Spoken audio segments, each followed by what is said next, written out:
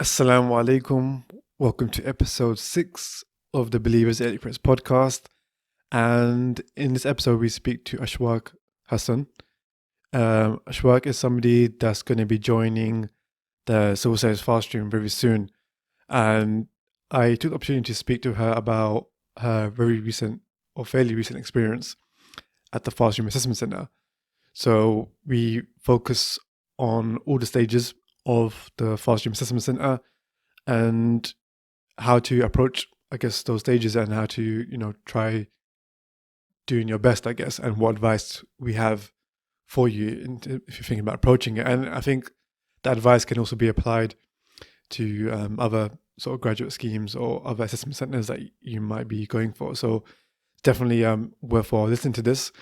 We also speak about sort of her journey from university to sort of widening participation, getting involved in that sort of activity, why it's important for the community, and as Muslims, why we need to sort of be looking at how we can, widen participation for our community and get them involved, and finding out about different careers and what it's actually like, because often we don't actually know, and it's something that sort of needs to be addressed, or something that we need to take a more proactive approach with. So we speak about that as well as stuff like soft skills and why that's important. And again, what led her to the fast stream and how did that go for her? And what advice do we have for those that are thinking about going for the fast stream and how to approach the assessment center?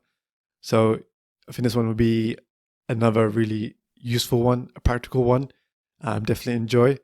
And give us a subscribe, I don't know if that makes sense. But do subscribe, do share, and do spread the word for us, because it makes a difference, and we want people to benefit, as many young Muslims as we can. And one of the ways of doing that is by spreading the word and getting people to listen and benefit from this content. But other than that, enjoy.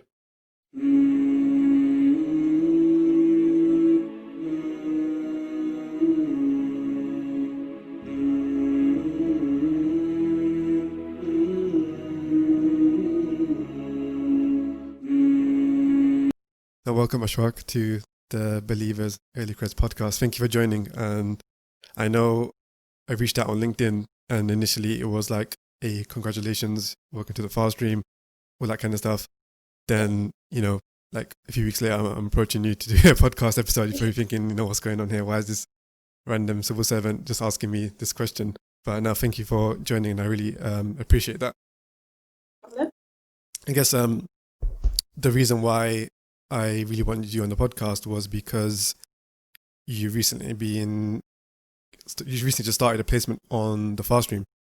And the fact is that when you start a placement on fast stream, it means that you've recently just done the assessment center not so long ago. Because I've had a few other fast streamers on the podcast, and one thing is, once you're like 2-3 years in the placement, when you go back to the assessment center, it was actually about sort of 3-4 years ago. So sometimes the memory can be quite faded a bit. But I know because you've done the most recent one, I thought it'd be really interesting for the listeners to actually get an insight into what it's actually like in the most kind of recent fast stream assessment center iteration, and how can we go about sort of navigating those steps. And I've also been involved with outreach events in my role, so I kind of have a bit of insight into some of the assessment centers as well, or some of the stages, like the group exercise, the leadership exercise. So I'm really going to look to feed that in as well, and kind of give a detailed, not as an insight, but a detailed kind of guidance in terms of how can you best prepare for it, and what little behaviors would be the best ones to do. And I guess this isn't just relatable to fast stream specifically. It can be related to other assessment centers, because I think there's quite a bit of crossovers, and especially with the top ones as well. Like they kind of do the same things. I think group exercise is very common across many different graduate schemes and the assessment centers. But before we can get into that, I'm just curious to know your journey from sort of college to applying for fast stream. What was it, and how did it lead you to apply for the fast stream? Oh God, okay, that journey was a bit of a strange one. So I started college and I did like psychologies, sociologies, and I think it was maths. Can't remember. No, it was definitely maths. And I had no clue really what I wanted to do. Well, actually, initially, I wanted to do radiography. So I prepared my personal statement at the end of lower six, to go and do diagnostic radiography. And then over the summer, they had changed their requirements, which meant that I didn't meet it anymore. And I was just like, oh, okay, well, that sucks. But, Yeah. I also realized that I really didn't like science, which is why I didn't pick it in A level. I kind of went with it because it's kind of like the safe option, and it was NHS funded at the time. And obviously back then, well, I'm saying back then, it was literally like 4 years ago, but back then it was like, you know, the student loan, we didn't really know whether it was haram or not, and like everyone was having kinds of, ins and outs about it. Yeah. But then obviously when I realized I didn't meet it, I was like, okay, cool. Well, this kind of gives me the opportunity to think about what I really want to do. And I still had no clue what I wanted to do. I was just in the library of college and I was just looking through the UCAS section and I saw law and I was like, oh, okay. So I just like opened the book and kind of started looking into it and seeing what the careers for law are. And then I realized kind of, okay, well, I like Law and Order. So maybe I can kind of be like Jack Boy, who is like this like amazing character and law. I love him. And so I was like, oh yeah, maybe I can do that. Like I can go and be a prosecutor and like prosecute criminals and all that kind of stuff. That was what I was thinking. And I was like, but then I also saw that you could kind of do anything with a degree in law. And obviously later I found that you can do anything with any degree. But, at that time I was like, okay, if you study medicine, you're going to be a doctor. Study science, you're going to be a scientist, that kind of thing. So yeah, I applied and I got into like all of my unis because I ended up doing really well at A level. And I was going to go to UOB, which is a Russell group. But then I decided not to go there because I just didn't like the vibe of it. This is a lot of detail probably, but I'm That's fine. It's fine. yeah, so I went to Aston. So I went to Aston, started studying law, and at the time I wanted to go into commercial law just because I was like, okay, that's kind of like the safest option of law. It's like the most common one. They fund for your like LPC, which is like this legal practice course you have to do, and they pay a lot of money. So I thought, you know what, that's what I'm going to go and do. Um, but I didn't do any internships. I kind of started working as an ambassador. So I started doing outreach stuff as an ambassador for the university, and I kind of liked that. And then I became a mentor for some girls at a girls' school, and I got paid for that as well. And I was like, okay, this is kind of nice as well because it was completely different to anything I'd ever done before. So I was like, this is interesting. Because before that, I was like a receptionist and optometrist, worked at Boots, that kind of stuff. And then I decided to do a placement year.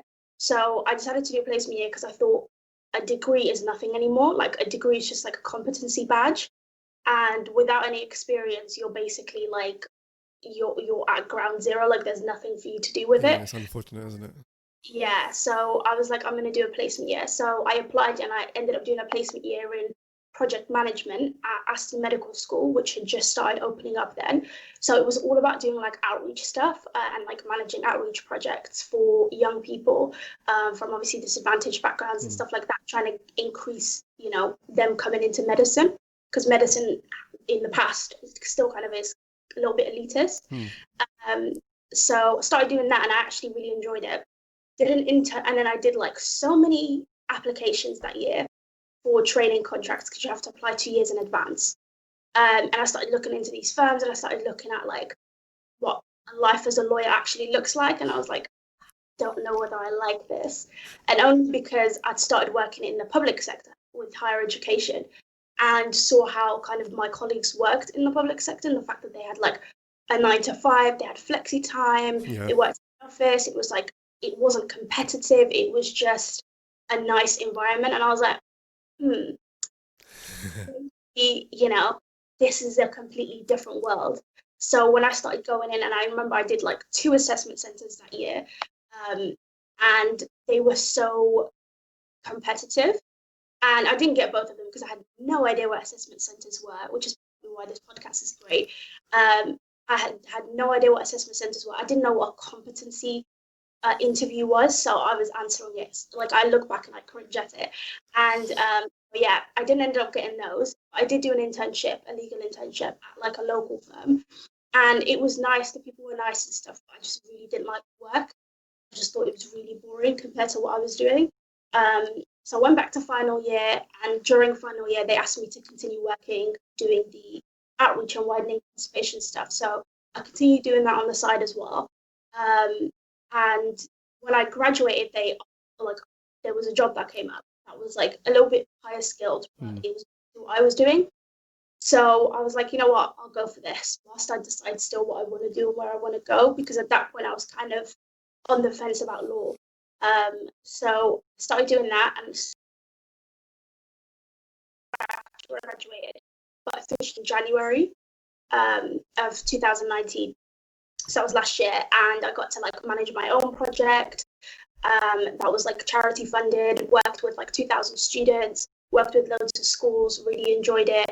And I was just looking around at the different grad schemes because I kind of was like, okay, I've been here a while now and I want to move on and do something else. So I started looking around at just like the different things that were on offer in terms of the public sector, because I kind of thought if I'm not going to go into law, I'd much rather the public sector. So I started looking at some like civil service jobs and things like that. And I saw the civil service fast stream and I was like, what is this? I'd never heard of it. I'd only heard of it literally last summer. And so I started looking around and I was like, oh, they have all these schemes. And then I saw that they had a project delivery scheme. And I was like, I really like project management. I did my placement year in it. I manage projects now. I think it's interesting, diverse. If I was going to go into anything, I'd want to go into that. So I saw that they had a project delivery and I was like, oh, this is amazing. You know what? Let me see when they open the applications. And they were opening applications at that point. I think it was a week after I'd found out about it and like looked into it. And I was like, oh, okay. And I didn't realize the different stages because I hadn't looked at that page on the website, which obviously I should have. But I applied for it and then I saw you could pick loads of different schemes and I was like, oh, what other schemes would I want to do? And I just like ended up picking like random schemes for the other three. And I just kept passing each stage and I was like, this is what, but then every time a stage was unlocked, I was like, another stage, like another, I was just like shocked at how many stages there were. So I just went through it, but then I ended up getting it. So that's kind of where I am now. Yeah. Whistle stop, but not really a whistle stop because it was quite detailed, but yeah.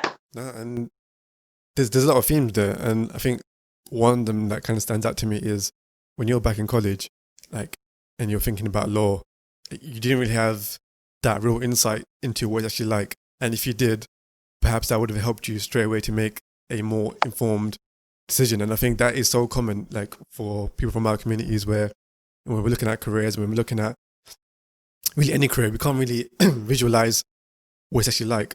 Like, for example, with law, the closest thing we see to it is other TV shows like Suits and Law and Order and all that kind of stuff. But when it actually comes down to, what it's actually like, in the UK, for example, in a real office, on a real working day, we only see like the glamorous stuff in these TV series.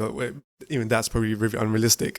But what's it actually like on a day-to-day? And is it something that can fit into sort of my values and my kind of background and stuff like that? And you just don't get that insight. And the thing is, like, you don't know who to reach out to as well. Like, there are people there that will be willing to help, but it's at that kind of young age where like you've got this massive decision to make about your whole career, the next 40, 50 years or whatever. But then, one thing that college education doesn't offer is that real insight into, what's it actually like in there. Like, we can give you the whole thing about university and all that, but what's it actually like to be in this role? What's the day-to-day like? What things do you need to be best prepared for it? That's why I think it's really important that things like this podcast and hearing from people like yourself from different backgrounds and hearing that, people that listen to this, it's not just only them that are going through this issue. Like, it is a very common thing, especially amongst the Muslim community. But one thing I want to ask, because I know you then went on to do like a lot of widening participation work and sort of outreach. Why do you think that's, really important? And, what did you kind of learn from doing that? I think it's so important because I'm from a widening participation background myself. Obviously, I didn't know, but I was at the time because you just have no clue. Everyone's kind of the same as you. But it's just giving people the options to actually understand what a career in it is. So for my outreach, it was all about medicine. So it's all about becoming a doctor. And it's so important because there's so many young Muslim people whose parents are like, be a doctor, be a doctor, be a doctor. And like literally as soon as they walk through the doors, because we kind of ran like a 2-year program, a lot of them would be like, I want to be a doctor. And then when you really sit down and ask them, like, why do you want to be a doctor? They really have no concrete answers for it. Yeah. And of course, it's a great career. You know, you make great money. You're very respected. You can go all over the world with it. But is it really something you want to commit all of that time to? And it is a lot of time. And often, like, I would, I'd go into schools and I'd do events, or I'd run events on campus, and I'd have like year 9s, year 8s, year 11s, sixth formers come in, sixth formers who are literally in the middle of doing their application. And I'd be like, okay, this is the journey to be a doctor. And then you go through it, like all the different stages: university, FY1, FY2, specializing, all the different exams you have to do. And they'd be like, what? And they'd have no clue. And it's like, but you're in the middle of writing an application to be a doctor, but you don't know all the stages it takes to actually get there. So I think it's so important, because unless somebody tells you, you don't know. Like the internet, everyone's always like, the internet is the greatest thing. It tells you all the answers. But sometimes it just doesn't give you the most simple answer of like, how long does it take? How much money is it going to cost me? Am I going to be able to stay with my family? What is the, regular life going to be like? You don't know all those things. And that's why outreach is so important, to just go into people and be like, this is really what it's like. And alternatively, it's to give people those options to be like, you can be these things. If a doctor is what you want to be, if a lawyer is what you want to be, you can do these things. These are the steps you take to get there. So it's so important, because it's kind of like helping the generation after us not make the same mistakes we did. And I mean, every mistake teaches you something, I guess. But it's like the wasting of your time and all those things. You give them the information straight ahead, and you also give them like a confidence boost, which some of them really need. To just like be like, no, you can do it. Like the space is for you as well. It isn't just for people who are, middle class and whose parents went to university. It's for everybody. It's not just for them. And that's really powerful. That is like really powerful. And I think it's when you hear it from someone that you can identify with, someone that knows your background, someone that knows, that's been through it, kind of been in a situation. I think it makes a massive difference. Like you just know that, this person, like, they understand me. They know what I'm thinking. They get it, basically. So the advice they're giving me, it is something that I can really relate to and understand, because this is a person that's been through the same sort of boat and the same journey that I'm currently going through, right now. And you're right. It's actually a bit crazy sometimes how, the way we perceive careers is our reality. So the way we perceive medicine, everyone in the Muslim community will think, yeah, this is the best career to get to. And maybe, to some levels it is, but they won't tell you the journey. They won't tell you the grind. They won't tell you, what life is like as a junior doctor, and, seeing all that stuff for the first time and going through all those challenges, the blood and, all of that. And for our community especially, I think it's really, really important. And I think, having sort of different people from our community as well on a platform where people can see their stories and engage. And I think that's why, for me, it's important not just to have all males on the podcast, but also to have, sisters on the podcast as well, because there could be sisters watching this and thinking, are there other sisters that have been through a similar journey to me? Are there other sisters that have been through, the fast stream assessments and how did they kind of overcome that? Because sometimes when you go there, you might see a lot of, these middle class people that come out really confident, sound very posh, sound very strong, but really and truly, then when you see that, you might think, oh man, how am I going to handle that? But it's kind of a show. Once you get into it, you actually realize, it's all the outward perception, how they might look, but that shouldn't dictate or any way put me down about my ability and my sort of what I can achieve. So I think and that's where the confidence element comes in. When you see someone that you can relate to, that's done it, then I think that seeing is believing to some extent as well. But I also want to touch upon another topic, and I think it's maybe something that you've developed once you started doing the widening participation work and, getting into that role before you started applying for Fast Stream and going through the other sort of assessment center stuff that you were doing. It's sort of soft skills. And I know you've been working or been involved in a project called Talk About. Let's talk about that. I just had to put that in there. That little pun. But what is that project kind of focused towards? And from your experience coming from education and starting a bit of employment and getting into Fast Stream, how important do you think soft skills are? Soft skills, I think, are the most underrated thing. It's the thing they don't tell you about, but it's the thing that makes or breaks you. And with Talk About, it's a startup that we started with a couple of people we went to university with, and we're like quite a wide team now all over the UK. And it's all about engaging young people and professionals in all types of capacities and kind of bridging that gap between like somebody who just comes out of university, someone who's in school, just a young person, and someone who's like a seasoned professional. So that's kind of what we want to blend to like engage with them more and just increase engagement. And as part of Talk About, we kind of all collectively realize, because we're all like university grads or people who are in university right now, how important soft skills are. So we've built an e-learning platform. So it's an online platform all about soft skills. So it's all about skills in the real world, because they always tell you about stuff like teamwork, but they don't really tell you how you utilize it in the real world and deal with things like conflict, leadership within a team, all those, like how do you all like put that all of that together. And same things with like we're doing finance, or we're doing maths in the real world, where all about budgeting and tax and how it all works, because nobody really knows that. And digital footprint, how to be safe on social media. You know, everyone either overshares or they just, you know, who knows. And your digital footprint is kind of everything now, because people just search you up and they can find everything about your life, and they probably can find more about you that you ever even wanted to be out there. So it's all about that kind of stuff. So yeah, we started it. We're kind of like we're not in the starting off stage, we're like in the launching stage. So we're going into schools now, and we're working with companies and things like that to get that. It's kind of like a side thing I started to do. But in terms of, did you ask about my soft skills or like how I developed them? Yeah, you can talk about that as well. Yeah. So I think when I first started university, I had no idea about any of that stuff. Like I didn't know about soft skills. You know, you kind of always say, "Oh, I'm a good team worker." Like, "Oh, I'm a good," like you don't really know how to talk about it specifically. But in university, the thing that I'm most glad about that I did was actually getting involved with stuff. So getting involved with societies, being an ambassador, and like just being an ambassador alone, like having to like lead a group of young people, to give a talk to them, do all these different things. It's like stuff that you don't usually do, but it's so necessary, because of that, I felt confident enough to go for the placement year.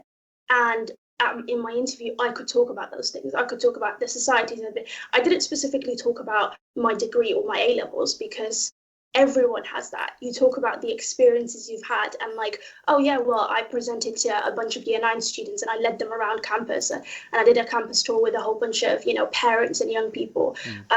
Like you talk about those specific things, or like I led a society event, or you know, I debated in a society, or whatever you do in societies. You know, you talk about those kinds of things, and that's kind of what unlocks the next step in your career. I think it's like all the experiences you have and all the things that you learn and the uncomfortable situations you get put in, and you turn it around. Because especially working with young people, they would walk in the door and be like, I never want to present, I never want to stand in, they don't even want to stand in a class to say anything.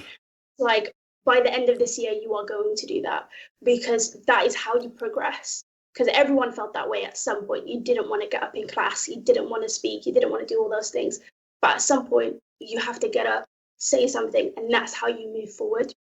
And I think it's not really said, but you feel you get really empowered when you do it. Like stuff you mentioned about, you know, speaking in front of, you know, young people. That's stuff like confidence, speaking skills, communication, engagement, presentation. And when you're comfortable with that audience, then you can do it with another audience, or you can just build those little subtle things we learn from those experiences. You might think, actually, you know what, maybe perhaps I didn't communicate this message right, or I didn't, you know, put across this message right. How can I do it better next time? But it's just that, you know, taking that step out and doing it is what leads you onto that journey of like growth and development, and you know, all of those things you mentioned. And it is massive, and I'm so surprised that education doesn't really talk about it, or doesn't even like bring it to the radar. Like even like stuff in education, they do like make you do presentations and stuff like that, but they don't explain why. And I think if they did, perhaps that would make a big difference in terms of thinking, okay, you know what, maybe I should do this. Maybe there's a real reason why I'm doing this, because it's not just to present, you know, a dead presentation in front of the class and just, you know, talk from the piece of paper that we normally just cover our faces with.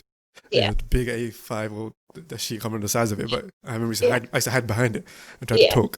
But it's like, you know, if I do this, then I'm going to feel more confident. If I do this, this is going to help me, you know, next 5, 10, 20 years down the line, from my university application, from my job applications, from when I'm at work, you know, from my performance, my confidence. And it's all that. And I think, yeah, the underlying thing with, I guess, soft skills, and once you get exposure to it, it is confidence, which I think is a superpower. And I think our community doesn't have it because, you know, for my experience, we live in a very kind of critical community where you're kind of more defined by any little mistakes you make. And if you're defined by that, then how are you going to ever find, you know, the ability to kind of overcome that and try different things when someone's constantly, you know, remind you saying that you may have done 10 years ago, that's really small. Yeah. So I think even that, I think as a community, like we really need to be more supportive of each other, especially young people as well. You know, be supportive of your peers, encourage them Yeah. to go on and do stuff, even if they flop it or make mistakes. They are probably going to learn a lot just from Mhm. stepping out and Yeah. you know, doing it. And yeah, I think honestly, it's something that we really, you know, need to embed in our community. Do you think, like, it's just sort of a random question, like from the perspective of a sort of, you know, Muslim sister, do you think there's more challenges, you know, finding confidence in terms of getting into stuff like careers and stuff like that from a Muslim woman perspective? 100%. I think because the first thing that people see when they see you is someone who's Muslim. Like, there's just no hiding it. And not that you should hide it, but it's just in a space where everyone, you kind of, I don't know whether everyone is kind of just like, you feel like, especially when you're younger, you just want to blend in. You just want to blend in. You just want to be part of the crowd. You don't want to stand out. You don't want to do those things. So it's like going from that to all of a sudden having to like speak about yourself, having to like sell yourself, having to do all those things. It's just like it's hard, especially because you know that people are looking at you as a Muslim woman first. It's not just that you get to blend in, it's like you stand out everywhere you go.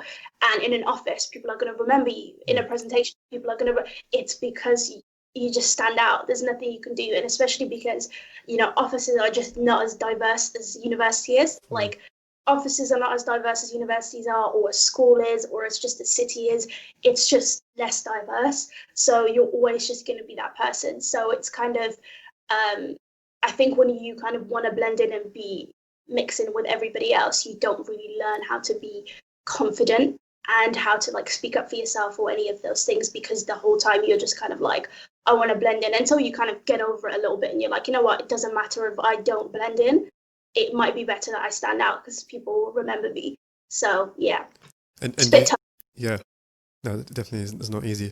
But do you think stuff like, you know, we spoke about the soft skill stuff and you know, getting out of your comfort zone and, you know, doing things like presentations or just those little activities where you're getting involved in societies and just doing different work, engaging with different people. Do you think that is like a way to, you know, build that confidence and kind of build, I guess, that ownership of the identity to get to a level where, like, as you mentioned, where it doesn't phase you no more? Do you think those are the ways to kind of, you know, overcome that? 100%. I think you have to get involved with things and don't just like, I think people, especially Muslim people sometimes, or maybe I'm like generalizing, but they kind of have the tendency to stick with themselves. So like in university, everyone joins the Islamic Society, you're all friends with hijabis or like other Muslim girls and stuff.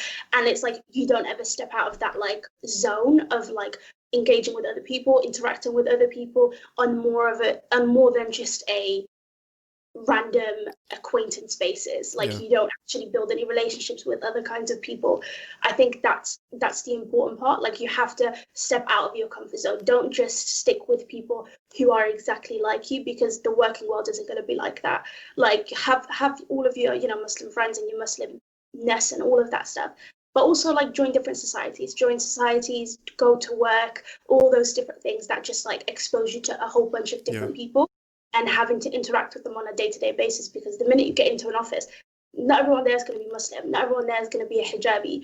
You might be the only one. So that's kind of like a putting yourself out there a little bit more, but definitely getting involved with every single activity, making sure that you do stuff where you're presenting or you're just like collaborating with different people, and just like whatever comes your way, basically yeah, just take advantage of opportunities, really. yeah, and yeah, 100%. I mean, that's something that should definitely be, you know, embedded, and it goes a long way in terms of helping that development. And I think everything you said, yeah, it's on point, and people should definitely internalize that. And I think it's just noting that, because some people might be thinking, I don't want to interact with other societies, but it's on a professional level. Like, it's not saying, you know, go there and be best friends with everyone, but go there and learn how to collaborate, you know, learn how to work with different people, and Yeah, you can keep it professional as well. Like, you just be, you don't need to be best yeah, friends, you don't yeah, need to be best friends. It's just being able to build relationships. Building relationships isn't just for your friendships, it's for your professional relationships as well. And being able to just like maintain a relationship, like have a conversation other than just it be about work, have that kind of, professional banter kind of thing. Yeah. And once you get a bit of exposure to it, then you actually realize how it works, and it's not hard. Like it's just a case of overcome that little barrier in your head that's telling you not to do it, and then just go and try it. And you find it's genuinely not hard. Once you get a bit of experience there, then it's yours to own, and just level up and get better and better. But so we're going to go into now the FastStream Assessment Center, the big one.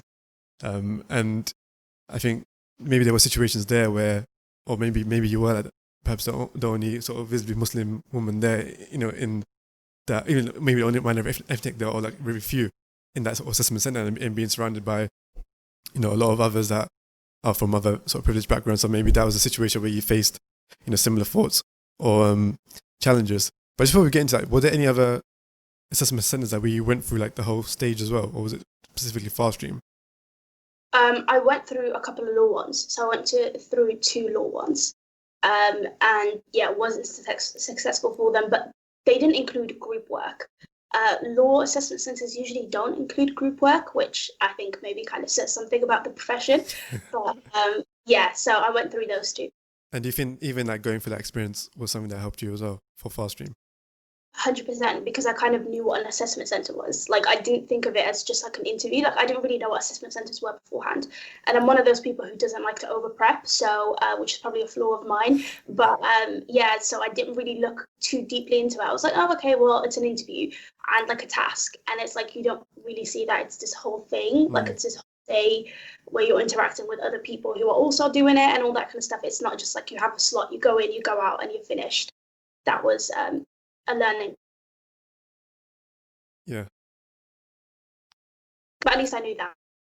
Yeah, no, absolutely. And I think going through assessment centers is something that I'd advise as well. Like, just don't bank on doing one, like FastStream, apply for others as well. And if you go through the process, just go through it. Even if you're not maybe 100% sure of it at the end, still go through it, because you're probably going to pick up a lot of like learning and a lot of sort of wisdom just by doing it. And that 100%, that probably be the best prep for you to prepare for another assessment center, if anything. So I always encourage that. Yeah. All right. So FastStream Assessment Center, there are a lot of stages. I believe, from the top of my head, I can count 3 online stages, and I think for generally there's another 3 exercises in the assessment center as well. So altogether that might be up to 6, but sometimes for certain schemes, they might even have like a small stage in the online stage, or like another one there, or they might have a final selection board at the end as well. Was there a final selection board for the project management stream, project delivery? Yeah, there was. And you had to do additional documents in the online stage. So you actually had to like answer written questions. We'll talk through that. All right, so the first stage, I guess, is the situational judgment test. Now, if I recall correctly, like, it's something where there's a scenario that's played where maybe there's a couple of colleagues or a couple of people just talking to each other in a work-based situation, and there's like a little issue or something comes up, and then you're asked a question, and then you have, I believe, 4 options in terms of what is the best action to select. And is there one where, I can't remember if it's the least best action to select? I can't remember. Or was it just the best action to select? I think it's both. For the situational, it's the best and the least. So you have, I think, 4 options, and then you pick the best, which one you think is the best and which one you think is the worst, comparative to the situation that they gave you. So when you approached that, did you like do any specific prep for situational judgment test, or was it kind of stuff that you may have come across in other application processes that made you a bit more familiar with it? So I've done like loads of situational judgments before. So I didn't go into it prepping for it, because I don't really think you can prep for a situational judgment. But the civil service is just completely different. The whole thing with like there being scenarios, and then those scenarios, like some of them are like videos and stuff like that. That's completely different. And it's like, because I've been asked this by a few people actually about the online stages, and it's like it's not really the same as anything else. So there's no real chance for you to go out there and like properly prep for it, like do, you know how you can do like practice tests and stuff like that. Not really any of that. Yeah, and the thing was before, I think it was a lot more traditional. So when I was doing the outreach work before, it was more of a like a paragraph. This is the situation, I think, yeah, like a paragraph thing, and this is the best actions to take. And then even, during those kind of outreach events we've done, we did have like a little practice situation judgment thing where you could just do like a tick box paper exercise. But now I think because they changed it where they play a whole scenario, it kind of is like, oh wait, hang on a minute, what's going on here? But I think one thing I would suggest is something that you kind of did as well, where you did a lot of other situation judgment tests, even though it might not be exactly the same and you can't exactly prepare for it. I think it just gives you familiarity. Yeah, so you kind of definitely do those. Yeah, and you kind of pick up, okay, this is the sort of stuff they might be after, or this is like, okay, this is a familiar behavior that come across in different graduate schemes. So this is maybe the best action to take. And I think it's someone is still a bit unsure about it. I think you're looking at, there are places that do practice assessment, situation judgment tests that offer it, but I think if you look at the civil service success profiles, and there's different levels for it, and I believe the level for fast stream sits at level 3. So if you look at the different behaviors, maybe strengths or stuff like that at those levels, and we should read those, I think that might be one way to get familiar with, okay, what sort of behaviors are they're looking for in sort of government or civil service, and how might that work with the questions that I'm being asked, because there's not time, so you've got a bit of time and you can skim through it if you need to. And I reckon it's probably a bit familiar with other organizations as well, where if they've perhaps have on their job description or whatever it is, certain values or certain behaviors they're looking for, then there's probably a chance that might link in with what they're asking in the scenarios, and that's what they might be looking for there, but in a much more subtle way. Yeah, with the civil service fast stream, your best friend for the application process is the success profiles, because you just know what behaviors they're looking for, and those are the behaviors they're also testing you against. So definitely look through those and have a look through those before you do any tests. And each time, at each stage you do it, have another look through it and have that in the back of your mind to be like, okay, in this scenario, what are they specifically looking for? Or how can I show some of these, like leading and all that kind of stuff? Like, how can I show that? So yeah, definitely. Yeah, and then so after that stage, we have the infamous E-tray exercise. How did you find that? Well, the E-tray, because I was looking, because like I was on the student room the whole time, because I was just told by the whole profile, by the whole like process. So I was just like, I need to know how other people are doing it. And I think they changed the E-tray for my year. So it wasn't the traditional kind of E-tray where you have like emails or anything like that. It was more, I think they called them like work-based scenarios. Or am I mistaken? No, they're called work-based scenarios. And it's like videos again. So it's kind of similar to the situational. Yeah, it's similar to the situational judgment, but slightly different, where it's like a little bit more detailed. Like they give you like some documents as well, and like videos and stuff like that. So that was like, I didn't know what that was. Like that was the first time I'd ever done anything like that. I've never even really done an E-tray online before. So it was like completely winging it, really, the whole work-based scenarios. But again, it's the success profiles. It's what they're looking for. So it's not anything that you can find a specific practice test to, but doing some of those situational judgments, looking at the success profiles, looking at what they kind of like expect from fast streamers or like HEO posts. So like people who work at that level, or like senior managers, what do they expect from the civil service? What kind of things do they do?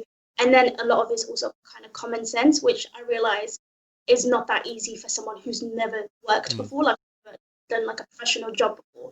But just drawing on what you would believe, how you believe you should behave in an office. So if there's an issue with like somebody is being really rude in it, or somebody's not doing their work properly or whatever, like how do you go about that? Like how do you, it's like the most basic yet complicated situations. It's those kinds of things. Like if there's conflict within your team that you're managing, how do you deal with it? Those kinds of things. Yeah, and I should say actually, I did go through like a few years back the online stages of the fast stream. And I got up to the video interview. I still don't know how that went wrong. To be fair, I had to submit one question like 7 times because it just wouldn't upload. So I think maybe that was the one that just dented all my chances of success. That was just a nightmare. But I remember, the E-tray exercise, like you're given like, I think it's 90 minutes, something like that. You're given a set time. And then, I don't think there was any videos before. I think there was like a whole situation that you got to read about.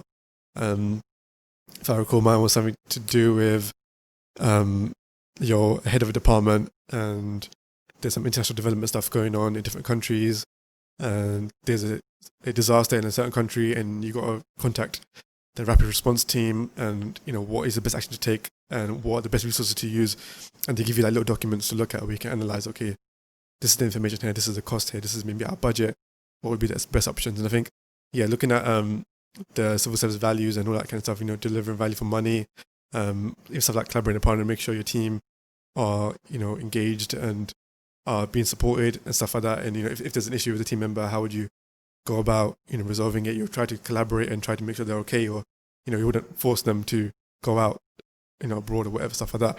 So I think there's like these little subtleties there, but the success profiles again, and even going to stuff like Student Room and another one I would say is LinkedIn, and maybe get in touch with fast streamers and even ask them a question, what was your experience of the E-tray like?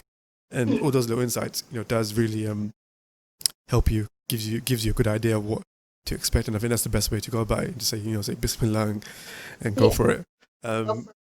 So don't overthink it as well. I think I've been contacted by quite a few people who want to go for the fast stream, and they always want to know every single detail about like how is it going. And it's like they change it every year. You're not gonna, like, the questions I got are not going to be the questions you get, or the experience I had is not going to be the experience you had.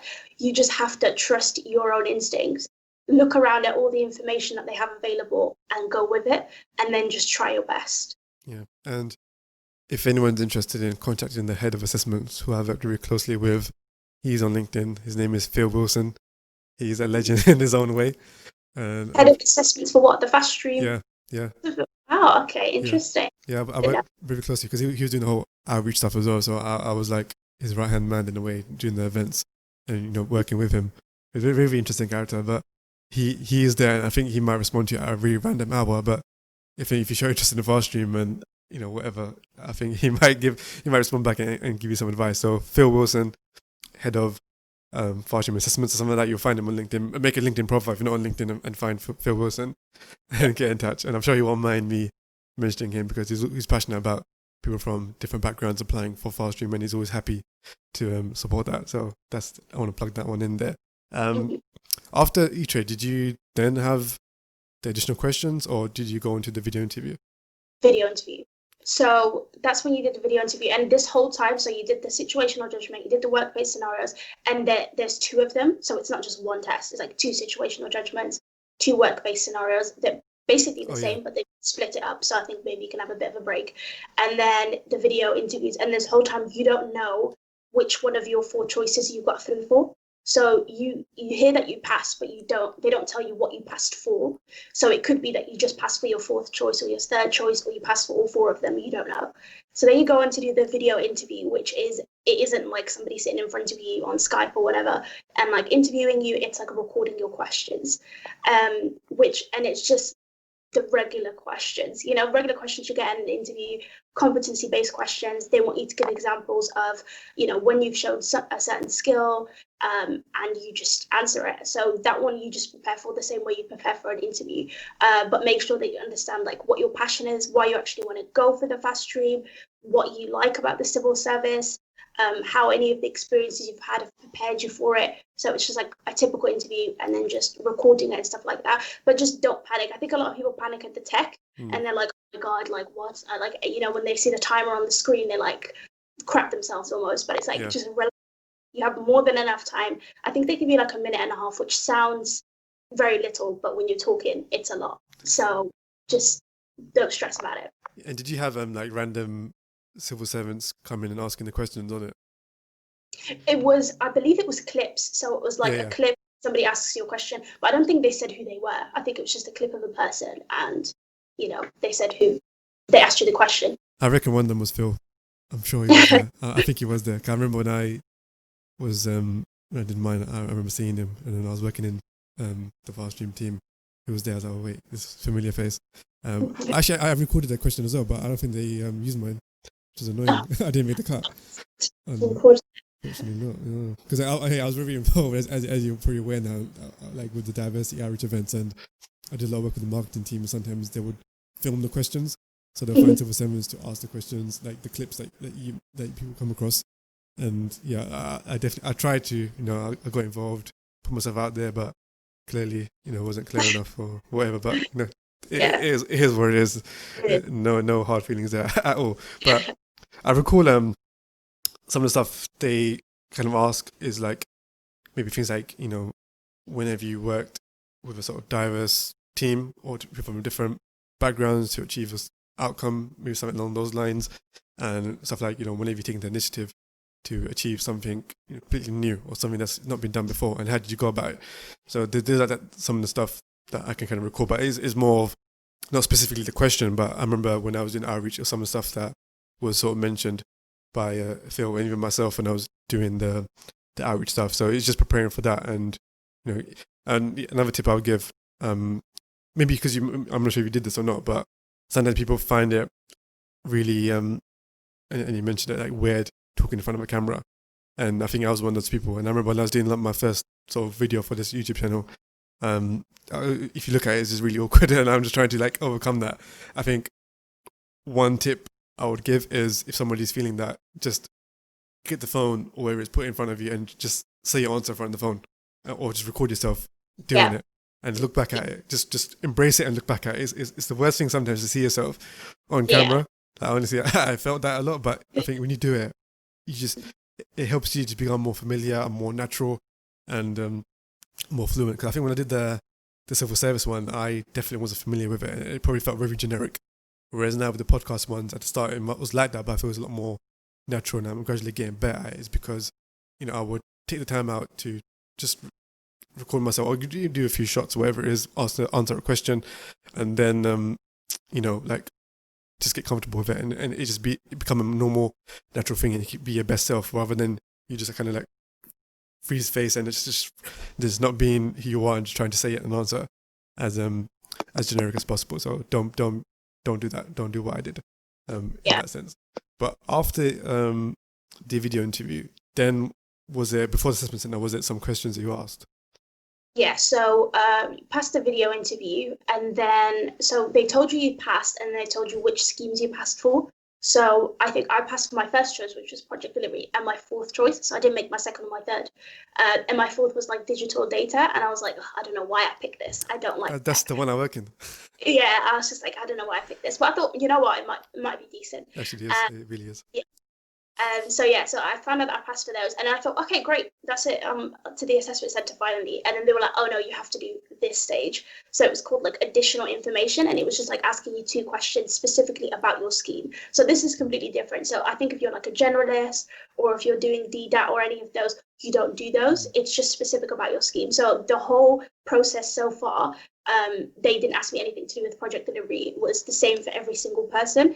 And then with this additional information, it is specifically about project delivery. So they just asked me 2 questions about project delivery and gave me a word limit. I think it was like 350 words and a date to give it in by. So for every single stage that you do, they always give you a date to hand everything in by or complete everything by. Yeah.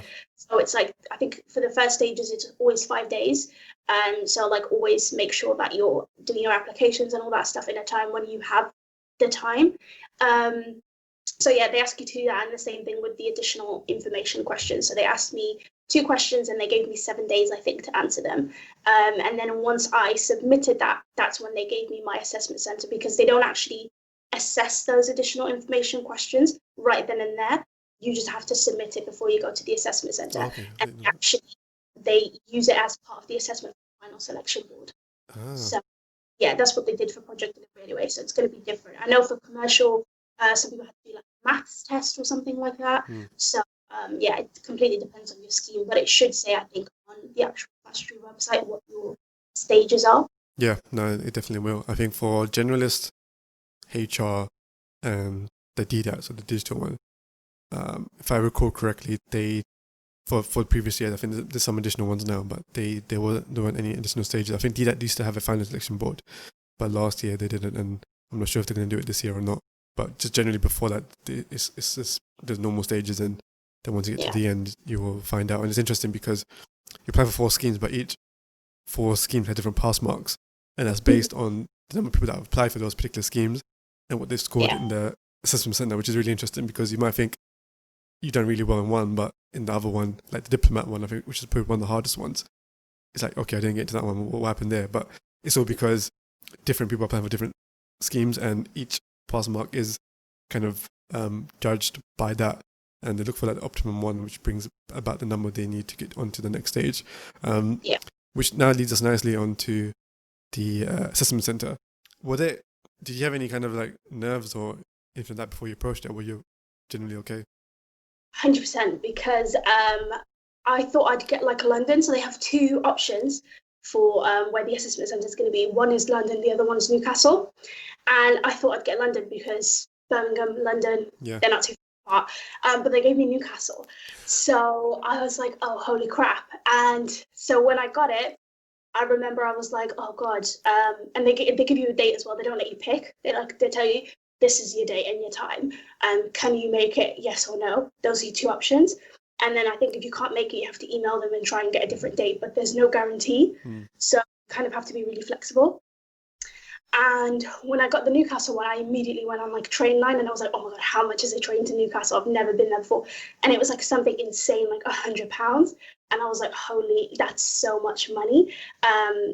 Because it was literally the next week as well. So like when I got it, it was the following week was the assessment centre. So I was like, oh no, this is so much money. But then I actually read the instructions in the email, and they said that they book your tickets for you. So I was like, oh, okay, that's great. And they also give you the option of like booking a hotel the night before if you've got a morning one. So mine was like 7 a.m. So was it 7 or 8? Something like that. No, actually it wasn't. It was in the afternoon, sorry. Yeah, mine was in the afternoon, but they still let you book the hotel. So I decided to do that. And then I had just like a terrible train experience because I got to New Street, I was ready, prepared, I had all my stuff with me, and they were like, yeah, no trains are going up there because they're like a power line fell on one of the train lines. So yeah, either you can take this really long route that will take you like 7 or 8 hours to get there with no guarantee, or you just come back tomorrow morning. And my assessment started at 12, which, I mean, I guess it's the afternoon, but it's pretty early in the afternoon. So I had to like trek at like 5 a.m. all the way to Newcastle. I got to stay in the hotel for like half an hour and then go to the assessment. So I was pretty nervous also because I just didn't know what to expect. I didn't know how many people there would be there. They said about using an iPad. And I was like, oh God, I hate iPads. So I was pretty nervous. Oh, again, yeah. There's a few things there. For the first one, it's quite amazing that I don't know if other organizations do this, but to pay for your assessment center and your traveling and your hotel as well is quite a dope thing. And I think reason why they do that is because they understand that the people from perhaps lower socioeconomic backgrounds are applying, for them that be a barrier to pay £100 for a ticket. So they offer that as an option, which I think is really cool. I don't know if anyone else, does that.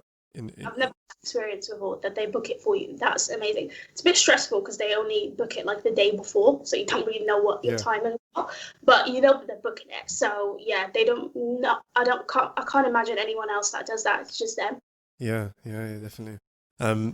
So when you went in and so you go to assessment center, I think you sit down in the lobby. I think you can have some tea, biscuits, or whatever, and just relax. And did they put you into groups, or was it like a board where your names were? Or how was that first stage? No, so you sign in. They have to show proof of like ID and stuff like that, and then they give you an iPad. And on that iPad, they have your group on there. So the people that were in mine, it was only like, I don't think there was more than 8 people in like the whole of the afternoon session of the assessment center. And we all just kind of were like, oh, what group are you in? And we all kind of looked and were like, oh, we'll have about 4 or 5 people per group for the actual group work. And then they also split you up in terms of like how many, like I think they split you up in terms of like who's doing which assessment first. So everyone's doing a different assessment first, so that like it flows nicely and stuff like that. So, yeah.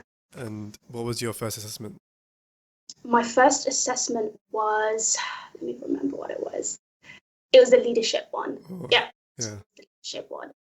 Yeah, the second one was the written, and then the last was the group, which I'm happy. I'm happy that it was the group one was last. But yeah, that was my order. Yeah, because they do that rotation and to make it run smoothly. From what I recall from the leadership exercise, so there's three exercises: leadership, analysis, and group for the assessment center. And leadership is basically the one, if I recall correctly, is where you're in a room. You have one assessor that's observing and one that's talking to you.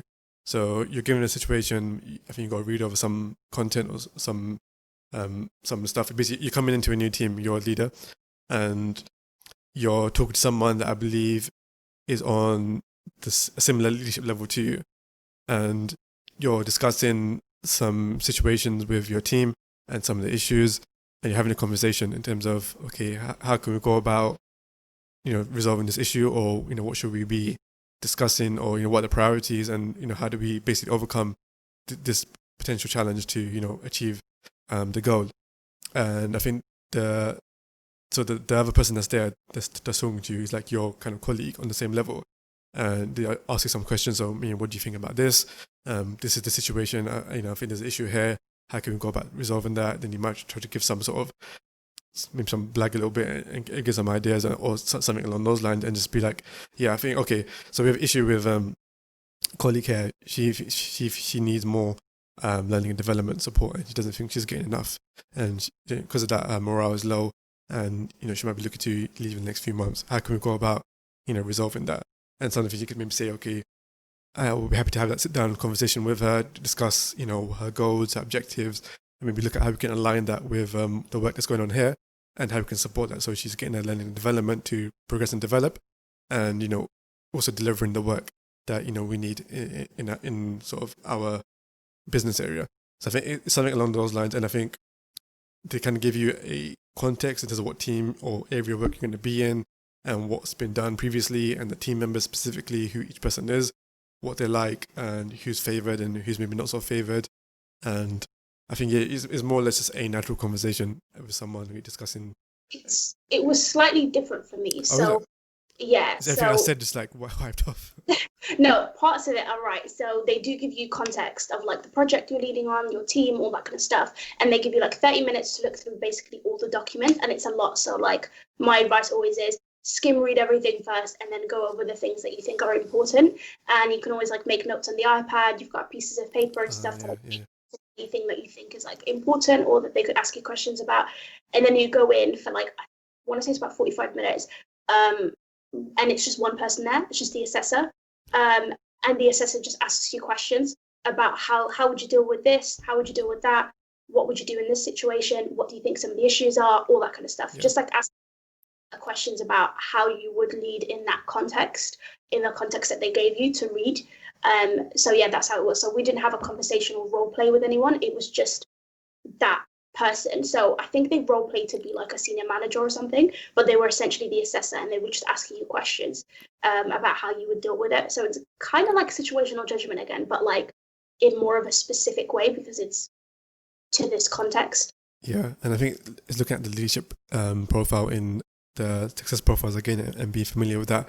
And I think they'd ask you questions, but it can be like, from when I was discussing it with Phil a few years back, it can sort of be a sort of natural conversation in the sense that if you talk to like a colleague, like another leader, and when you're at work or like someone on the same level and talking about an issue, it can just sort of be on that level. I guess it varies. For some, it might be more question answer. For others, it might just be more of a natural conversation. Okay, maybe sometimes when I was seeing the practices, sometimes maybe the person who's being assessed will ask them a question. So what do you think about this? So just kind of, yeah, it's more of a natural thing. I think as long as you're answering the questions and having a kind of productive discussion, I think okay, as long as you're not just going completely blank and having no idea what to say, as long as you're just having that conversation. I think the main conversation and thinking about potential solutions and ideas, then I think you'll be okay. Yeah, you don't need to know all the answers. They're not expecting you to be like offer the best proposal and help government with Brexit or stuff like that. So you don't have to worry about that. Yeah. So after that, you had the analysis. How was that? So the written exercise, it was just like as it says on the tin. I think they give you a fast. They definitely do give you a fast stream assessment, like brochure or something. Can't remember what the actual name of it is, but they give you like an example question in this, and it's pretty accurate. So it's just you go in there in silence, an hour and a half, read a whole bunch of stuff, and then answer, and then like create a report or answer questions and things like that. And you have to like write it. And I think the main thing that we all came out of that session with when we were all talking to everyone in the assessment center was just like how much there was to read, and that you can really get carried away with that. You can get carried away with spending all of your time reading when you should really spend all of your time writing. So it's like, make sure, again, I always say that to people, skim read everything, go back over the most important things, look at the questions and what they specifically want you to write, because they'll have a structure, and then make sure that you're going back to those specific elements of it and that you're including all of that. But again, I think it was something like 12 or 13 documents. Like, it was a lot to read through. So it's like you have to keep an eye on the time, because they'll give you like a reminder of like 10 minutes or something. They're not going to manage your time for you. You have to do that yourself. Yeah, I think that's probably one of the things they assess. Did you like, when you're doing it, one of the things that mentioned to me was there's so much there, but what you try doing is, like you mentioned, find the important information where you can build your narrative and build your point of view. So like, you might think, okay, maybe this is the best angle, or you might not have the time to look at all of them, but if, okay, maybe this is a viable option. Let me look at the evidences and stats that are there that can really support that, and just write it down and give a coherent argument, basically. Was that sort of something that you perhaps sort of think that would be helpful, or something that you may have done, kind of build a narrative? Definitely. I think making notes or highlighting certain parts of it that you thought, okay, this is interesting. Because essentially, whenever you're writing a report or you're writing anything, you have to have evidence to back up your point of view. Like, you just saying this is what I believe is never enough. You have to say this is what I believe and this is why I believe this. Yeah. And you do that by making sure that you highlight the parts of the text that prove your point. So yeah, that's perfect, having a point of view. So that's what I mean by like skimming over everything, so you know exactly what's there and exactly what they're there for. And if you have to jot anything down to like be like, okay, well, this is this option and this is this option and these are the pros, these are the cons, or whatever you have in that time, make sure that you have an overview of all of it before you really settle down to just like writing it down, but don't spend too much time on it. Yeah. So that's really good advice and something to take on board. Now we're moving on to my favorite one, the group exercise.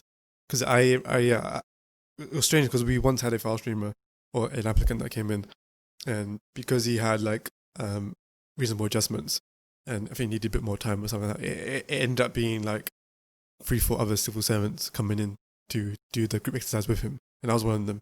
So it was a lot more, strangely, it was kind of relaxed, but I realized we put a lot of tension into it. It was something we think so much into it. It's actually not as deep as, I know you touched upon, don't overthink it. Like, it's actually just a group exercise, and you just need to do your part, make sure you're involved in the discussion and be that team player. How did you find the group exercise? I'd never done a group exercise before, so I was like going into it thinking there's going to be all types of people who take over the conversation and all that kind of stuff.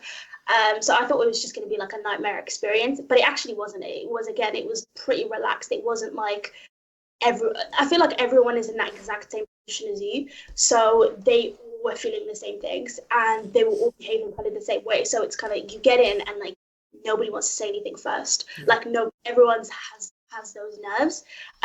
For me, it was because I think it's also really good to be self-aware. So I know for me, in group situations or when I'm working on a project or anything like that, I have the tendency to kind of not take over, but like not even take charge, but just like get going and have a structure for it. Yeah. And I have the tendency to kind of talk too much, which is always a thing is one of my things. So I was like trying to be really self-aware of being like, okay, let me not take over this conversation. But in my group, it was like, I felt like everyone was kind of shy. So when they were like, okay, you can all go ahead, everyone was kind of just like looking at each other, which I think might be quite common, to be honest, because nobody really knows how to go about it. So my whole thing was like, let me try and like get this done, get the task that we need to do done, but let me not be too overbearing or come across as overbearing. And then actually in my feedback, funnily enough, it was the fact that I was too quick to withdraw my kind of like opinion. That was it. So I was like not overbearing enough, kind of. And I was like, that's interesting because I could definitely be that. But yeah, so it's just literally everything you think about at a group exercise where it's like there's people watching you, so it's kind of like a circle in the middle, and that's where all of the people who are doing it sit. And then there's the assessors on the outside who obviously have specific people to like look out for, and they've designed the exercise. I can't remember what they specifically put in the advice brochure, but they kind of design it so that there's something you have to propose and try and push, and there's something that you should be against. So that already kind of gives that tension of like, I think everyone had the mentality of my thing has to win because that's the point of the exercise, when in reality that is not the point of the exercise. The point of the exercise is to see how you behave with the other people and whether you are like, rude, whether you actually even communicate well, any of those things. So my thing is, I knew that going in because obviously I've worked before, and I'm like, they don't really care about the outcome, they're going to care about how you deal with it. So I wasn't pushing enough, I think, and that was in my feedback actually, that I didn't push enough for my option, but I thought my option was dumb, so I think it was kind of part of it. But yeah, so that's the main thing, is like, don't be too quiet as well. I think a lot of people are too quiet in group exercises because they're afraid of like, coming across as anything or pushing too hard on anybody. But I think that's kind of what the point of the exercise is the fact that you can like professionally disagree with people, but do so again in a professional way, in a good way. And 100% is that. I think a lot of that is spot on. And I find it interesting how sometimes when you go to assessment center, you're worried about the person that might be the kind of the boss, or like the one that is very powerful in terms of the speech. And in a sense, you also that person, and like you could have done that, and being that the one that kind of comes in like, I person that everyone hates, that just like yells and takes over anything. I don't yell or take over anything, but it's just when I see that no one wants to say anything, I'm like, okay, I'm going to say something. But then you also have the tendency of people to just look at you as kind of the leader, and I knew that's what I didn't want. I didn't want people to be like, oh, you made yourself the self-appointed leader. But then my feedback was that I didn't do that enough. So it was like, oh, okay, interesting. Yeah. And I think one thing that in episode 4, Mansour mentioned as well, he said that there's someone there that came in as like the sort of big boss and tried to be the one that said my answer or no other way. And then he ended up failing or not passing the assessment center. So it kind of shows. And I think for those that might feel a bit, not as confident, or, not as maybe a bit shy in terms of getting out there, I think one of the things you could definitely do is, one thing Mansour mentioned as well, is perhaps be the timekeeper. So take the initiative to say, okay, we've got this amount of time. I'm gonna be one that tracks the time, and make sure we get things done. And I think it's like when you're reading your narrative, I think you're right, where you might have 4 or 5 people in a group. Each person has a different agenda and different proposal, wherever it is. So some might work really well, some might not work well with yours. I think one thing that helped me with my apprenticeship one a few years back, but I think can really translate here as well, is highlighting the strengths and weaknesses of your exercise, of your proposal, and then having note of that. So somebody does say to you, okay, your one doesn't really cover this issue. You could be like, okay, I understand that, and I get your perspective because I think your one does. But I think from this angle, from this lens, this is the best way because it's covering X, Y, and Z. And I think one thing that I always used to say this when I used to do the outreach events is kind of bridging the points and then asserting your one. So rather than someone says something that you don't agree with or doesn't sit in line with your proposal, it's not saying, you're wrong, or no, I disagree. It's saying, okay, it's a simple one. It's, okay, I get where you're coming from. I understand that perspective. Have you thought about this? Have you thought about that? And if somebody, one thing you can really do, and maybe you did this as well, is someone quiet that's not talking as much. You could be like, okay, I'll really like to get the perspective of, this person. What do you think? Bring them into the discussion. That will really give you a lot of points, because it's showing that you're realizing, who's speaking, who's not speaking, and it's realize you want to get a diverse range of views before you kind of come to the conclusion. And again, you put forward the arguments to say like, okay, I think I get where you're coming from, but I really think this is something that we should be looking at, considering, and kind of pushing it there. But if it's a case of your whole team is kind of against your proposal, you can be like, okay, look, I get where everyone's coming from. This is like for the whole kind of agenda for the team consensus and stuff like that. I think, okay, on that basis, I'm happy to give up on this proposal and go for this. And it shows that, okay, maybe you were really passionate about your one, but the fact that you're thinking about the team and what everyone else thinks, and the whole overall view, and you're willing to compromise on that for the sake of collaboration and some team harmony, whatever, then I think that also definitely adds to the value. And you just find if somebody is really overbearing, you just try to do your part, because as long as you're doing your part,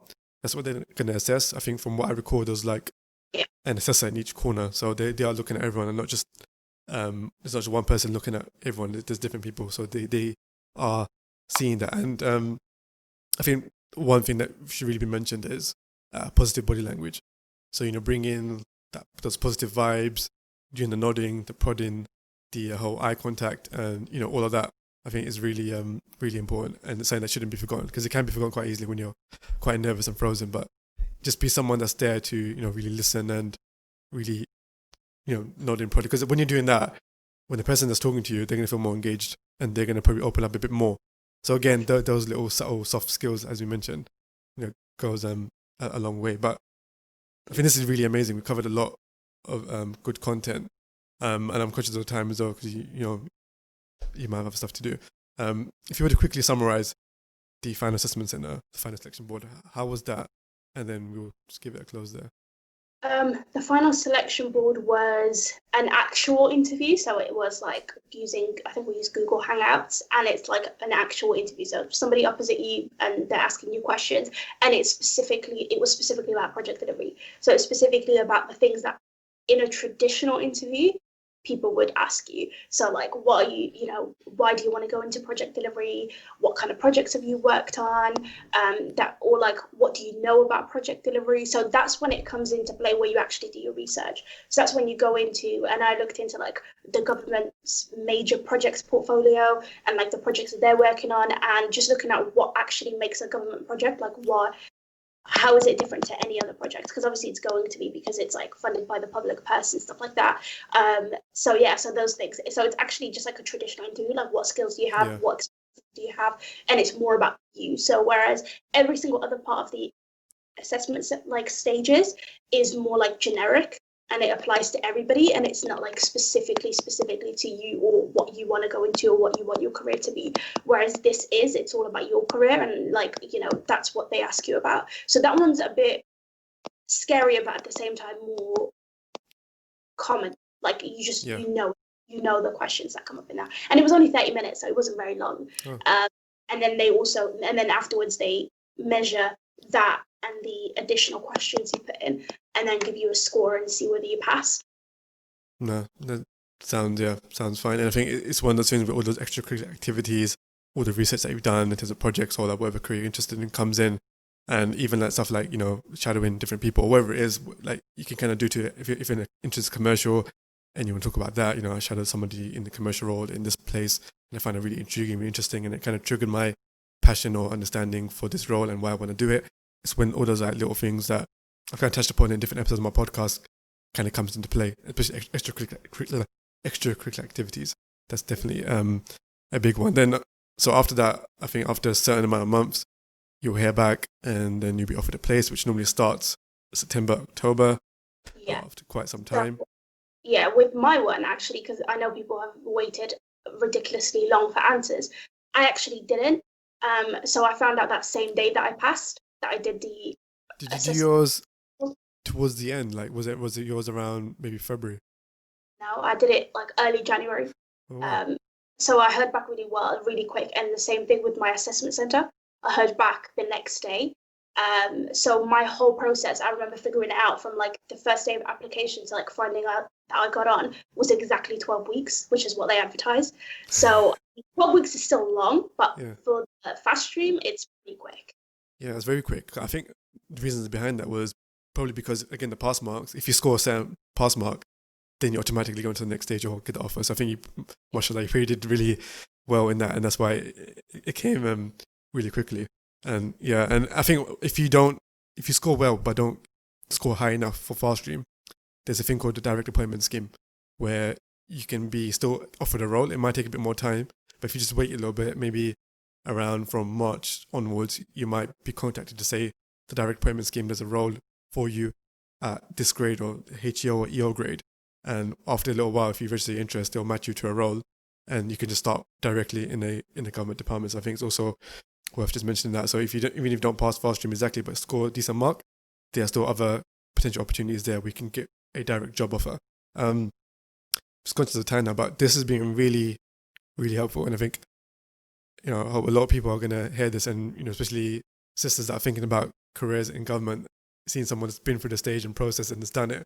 I think, they, inshallah, will be really, inspired by that. And I really appreciate you taking the time out to, really go into detail about assessment center and each step. And I really hope people will really listen and take it on. And I think they will definitely benefit, because there's a lot there, a lot of good gems and a lot of things we can take on board. And, I know you've now started your placement in Department for Work and Pensions in the project delivery stream. If people want to follow Ashwaaq, she's on LinkedIn.